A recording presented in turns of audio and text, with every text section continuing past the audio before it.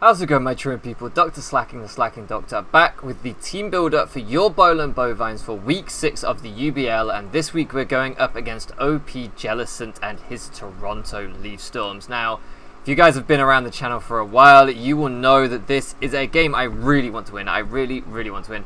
Last draft league season that we did on Wi-Fi before the UBL, immediately before the UBL, actually, it was APA, I suppose. But the first ever Wi-Fi draft league we did was the IBL D League. And in that, we did manage to reach the final where we lost to OPJellicent. So, on a personal note, much as I have a lot of love for him, like, I want revenge. I'm out for revenge. I want to get the dub here. He's beaten me twice so far. So, definitely out for blood in this game. If we can get a win here, we can potentially move to one of the higher seeds in the rankings for potential playoff spots. And another thing that we want to do is we want to end an unbeaten run. In the IBL D League, we did end mid-Poker Masters unbeaten run, and currently OPJellicent is the only remaining unbeaten coach in the UBL, I think. So we definitely want to try and end that run if we can, just to add a little bit more joy to this victory if we can do it, if we can pull it off. Like I said, I do consider OPJellicent a friend.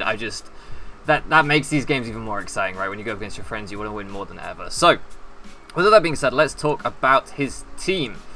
We can see here the Manaphy, the Weavile, the Hippowdon, the Z-Cobalion, Z-Crobat, Rotom Heat, Aselgor, Gorgeist, Gramble, Zangoose, and the Mega Latios. Definitely, I think, has the best Mega Legal in this league. I do think it's better than Mega Mawile and Mega Kang. Yeah, very good Mega. He did pay some points for it, so in theory his draft has some low sort of budget picks in like Aselgor, Gorgeist, Gramble, and Zangoose. But those aren't even bad Pokemon. Like, Zangoose can be a pretty good breaker, Gramble can be a pretty useful cleric, and versatile mon in some respects. Gorgeist is definitely a bulky grass that can be relied upon, and Aselgor is a good hazard stacker, as well as things like Final Gambit lead and things like that. So yeah, I don't even think his budget picks are like bad Pokemon at all. I think he kind of made the most out of his budget in this league. One thing I was surprised about is the Z-Cobalion and Crobat when he has a Manaphy there. Maybe a bit unusual, but Cobalion does really want Z to have all the damage output it can kind of have. It isn't super weak without isn't super strong without boosting it up. So I can understand wanting to have Cobalion Z, definitely. But it does make Manaphy a little bit more manageable if it isn't like a Z Rain Dance set. You don't have to worry so much about that. So, with that in mind, let's jump straight into the team. And one thing you may notice is that his kind of major offensive threats at the top there, Manaphy and Weavile, are pretty scary, and Weavile does a number to our draft. So we have first one on the team, Wukong the Inferno. This is a defensive Infernape. I actually lost to this set in another league that I'm not currently uploading recently, and it really hurt because this is like a set that the first time I ever saw it was when me and Ben ran it to counter a Bishop back in PIBA like a year ago now. But yeah, this is like a Fizz Def, very bulky Infernape with Slack Off and Leftovers. It can basically wall things like Bishop and Weavile and just take them on really nicely in the draft format. With a combination of Will-O-Wisp and Slack Off, we can spread around burns on things that might want to come in as, like, maybe the Crobat predicting fighting moves, maybe the Hippowdon just predicting anything. Hippowdon can usually switch in for free if it realizes you're physical, maybe the Gramble if it wants a fighting move, and if we can Will-O-Wisp those things, we can neuter their damage output and start to wear them down as well, which can be really useful. Like I say, this thing is really designed to be a hard check to Weavile and a good pivot with U-turn, as Weavile probably isn't going to stay in a ton. You know, we can U-turn out, and even if the Weavile does stay in, we're going to do a decent amount of damage with that super effective U-turn. So, yeah, just a really effective kind of defensive pivot in this game, but with its speed tier, it still can be useful with Close Combat being a high base power move, rather than running like Mach Punch or something like that. I felt like Close Combat gave us more utility to just hit things like, I don't know, Rotom, Heat, and Manaphy that we do kind of outspeed naturally. So, moving into the second mon on the team, we have Crystal the Palisand. And I should say, sorry, I've got to say this earlier in the video. If you can hear background noise, it is my fan. We are in summer right now, obviously, and I'm English, which means I hate the heat. Absolutely hate the heat. So yeah, I'm already boiling. I'm going to try and record the battle later tonight if I can, so that hopefully I don't have to have the fan on while I record the actual game. But if the next sort of couple of months you have background noise of the fan, I apologise, it's just the only way I'm not going to be dripping with sweat recording these, so hopefully you guys understand. But, let's get into Crystal. Crystal, the Palisand is here, because actually Rotom Heat was pretty tough for my team to handle. I do have Rotom Wash, which kind of holds it. But obviously that electric slap is neutral, so that isn't ideal. This thing can basically, if built properly, switch in on overheats, because overheat obviously lowers the special attack by 2 stages. It can switch in on Volt Switch and Thunderbolts easily. The Rotom Heat could easily be teching like Shadow Ball or Hex, but if my opponent decides to do that, then that puts him in a little bit more of a difficult position with the moves that he kind of wants, like maybe Defog to free up Crobat, or maybe Pain Split to get some kind of reliable recovery. But in general, I just feel like this thing is a good way to stop Rotom Heat gaining momentum all the time. It's one of the reasons we drafted Palisand, because it is a pretty good ground type, pretty reliable. I think people sleep on this mon. I think it's one of the best tier 5s in most drafts now. I'm really convinced it's a good mon. Since we drafted it, I think it's come to every game. So Leftovers plus Protect means that we can just get that little bit passive recovery that we need to kind of heal up. Shore Up also obviously does that, but with the Protect plus the Leftovers, we don't necessarily have to click Shore Up, and instead we can maybe fire off Shadow Balls and Stealth Rocks, which can be incredibly useful. So yeah, I definitely feel like this is pretty useful. I'm not 100% sure I didn't change this set slightly and not have Protect on anymore, but this is a set that I had saved on my computer, so I'm going to go with this probably being what I genned in the end. Like I say, this thing is primarily here to check Rotom Heat, but it will do a job on Cobalion as well, as long as it doesn't get a Sword Stance up. And it can also help out with things like a Selgor resisting its stab, and potentially things like Gramble as well, being able to eat up hits from this kind of natural physical defensive bulk. So yeah, I'm hoping that this will do pretty well. Shadow Ball is unresisted against my opponent's team, barring the Weavile, which I have a safe pivot into, and the Zangoose, which is a little bit scarier, but then Zangoose also struggles to really do too much to Palisand, vice versa, so there's that. Next up on the team, we have Chum the Sharpedo, and this is our primary win con in this game in terms of a late game sweeper. This thing is supposed to clean up once I've chipped everything down. Pretty much Sharpedo doing what Sharpedo does, right? Speed Boost plus Protect means that we can outspeed all of these Scarfers on my opponent's team, barring Cobalion, Manaphy, and Crobat that are likely to be Scarfed. Could be Scarf Weavile. He did beat me in IBL D-League Finals with Scarf Weavile, so we can't rule that out, but I doubt he will bring Scarf Weavile against this particular team, but if he does, then hey, he might catch me again.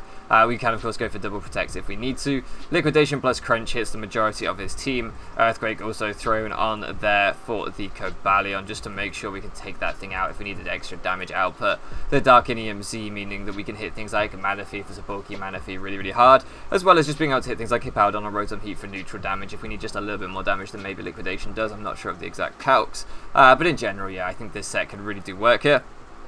Chum is very strong, and I'm hoping can put in some work, replacing that Lycanroc as our late game cleaner on a lot of our builds. I'm hoping that it can do a lot here. So, moving on to the fourth mon of the team, we have Big Steve. Big Steve is here with the Assault Vest as our primary Mega Latios check. Obviously, I said I think it's the best Mega legal in this format, or in this league, sorry. So I needed a good check to it. And Big Steve with the Assault Vest and the investment that we have is guaranteed to take 2 Earthquakes, is guaranteed to take 2 Shadow Balls. There's not really too much Mega Latios can really do to Big Steve on the switch in. You know, it's not like it can trick like a normal Latios. It's not like it can like Will-O-Wisp or Toxic me, obviously, because I'm a Steel type. So there's just not too much it can really do to Big Steve. And then we can potentially Pursuit Trap it if my opponent wants to switch out. We can Meteor Mash if we don't think my opponent's going anywhere.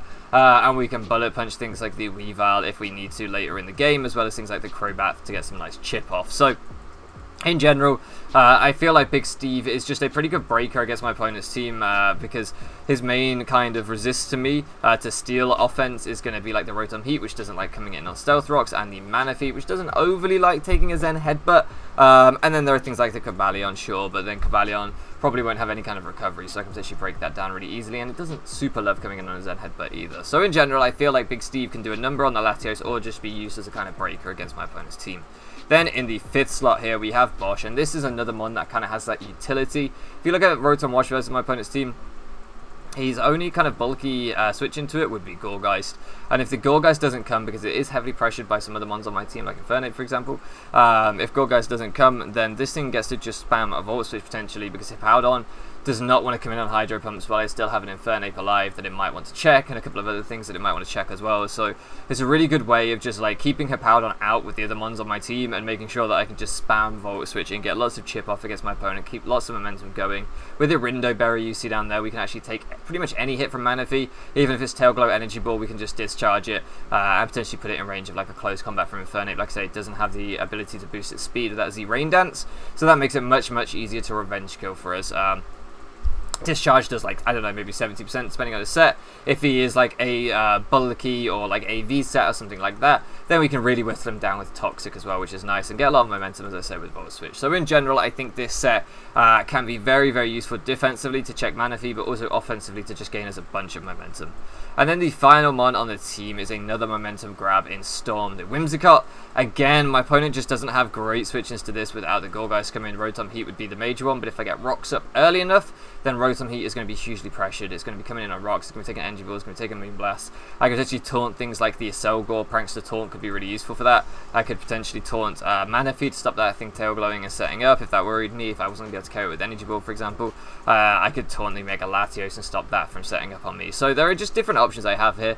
In general, most of my opponent's mons can't really set up too much on me anyway. I can Energy Ball and Moonblast most of his team, and U-turn out on the things that I can't. So really nice speed tier against my opponent's team. Pretty bulky. I think we can switch in very safely on Manaphy as well, unless he clicks Ice Beam, but then we should outspeed it. So if my opponent doesn't make the correct read and go for Ice Beam, which is a difficult move to click with a team with Rotom Wash on it, then this is also a pretty safe Manaphy switch in too. So in general, I feel like this build is a lot more bulky than the builds I've been using most of the season. There's not a ton of offensive mons on this team.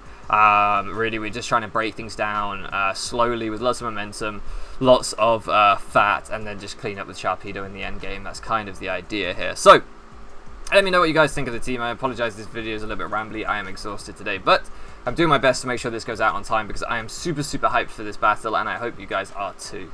Thank you so much for loafing around with me, and I'll catch you again next time.